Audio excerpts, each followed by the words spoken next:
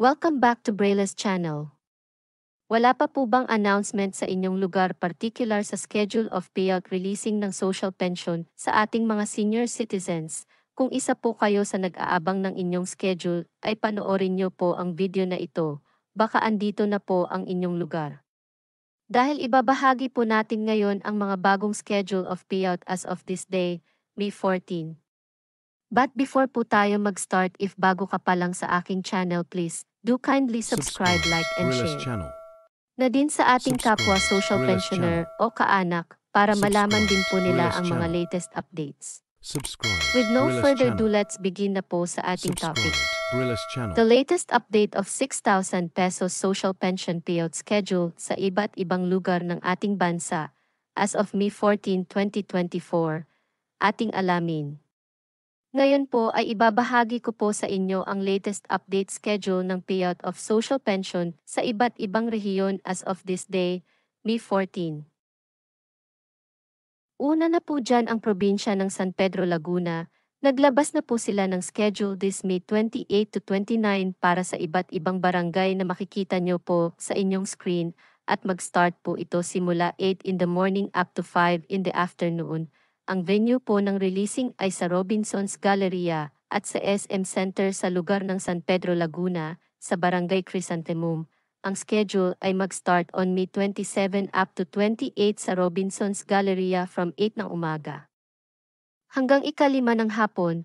But take note lang po, before po kayo magpunta sa araw ng payout, ay kailangan nyo po munang magpunta at magbigay ng Xerox copy ng inyong senior citizen IDs na may 3 pirma sa Crisantemum Daycare Center, Hernandez Street.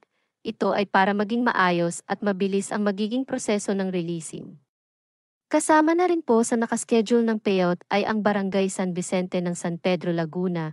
Nakalagay po ang mga listahan ng beneficiaries na ipinost. Ito ay gaganapin this May 28 at 1 o'clock in the afternoon sa Robinson's Galleria. Kasama rin sa listahan ng San Pedro, Laguna ang Barangay Cuyab na nakaschedule din this May 28 na mag-start sa ika-1 ng hapon hanggang ika-5 ng hapon sa Robinson's Galleria. Sa Binyan, Laguna naman ay gaganapin sa May 18 at Alonte Sports Arena. Makikita niyo po dito ang bawat barangay ng Binyan at kung anong oras kayo dapat magpunta sa venue. Sa probinsya ng Calape, Bohol naman ay gaganapin ang nasabing social pension payout sa May 21 hanggang May 22 at 8:30 ng umaga hanggang ika-alas 10 ng umaga sa bawat barangay na makikita niyo po sa inyong screen. Sa San Andres, Catanduanes naman ay nagsimula na ngayong araw May 14 hanggang bukas May 15 sa bawat barangay na nakalagay sa inyong screen. Sa Barangay Murta ng Occidental Mindoro ay gaganapin sa May 27 at 1 o'clock in the afternoon hanggang ika-5 ng hapon sa Barangay Murta Covered Court. Ang Calapan Oriental Mindoro ay kararating lang ng pondo from the national. Please wait lang po tayo for further announcement from your barangay para sa schedule of payout. Ongoing na rin po ang payout sa Basud Camarines Norte, sa Pigcawayan, Cotabato na may 5,077 social pensioners. Sa Mampang, Zamboanga City ay ongoing na rin ang payout at multipurpose building, Fernando Luciano Drive, Mampang. Ito ay tatapusin nila hanggang sa maibigay lahat ng social pension sa mga beneficiaries. Maging sa Midpapandos, Pigcawayan, Cotabato ay nag-start na din ngayong araw.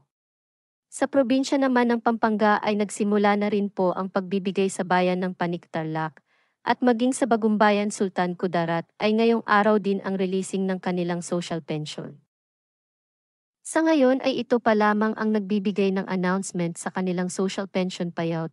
Medyo marami-rami na din ang nakakapagbigay ng social pension at hoping na rin na maibigay pa sa mga iba pang lugar at maging dito sa NCR ay may release na din. Abangan pa po natin ang mga susunod pang mga announcement. Maaaring isa na po ang inyong lugar na maglabas ng kanilang schedule of releasing ng inyong social pension. Disclaimer lamang po, hindi po tayo empleyado ng DSWD o ng alinmang municipalities na nabanggit.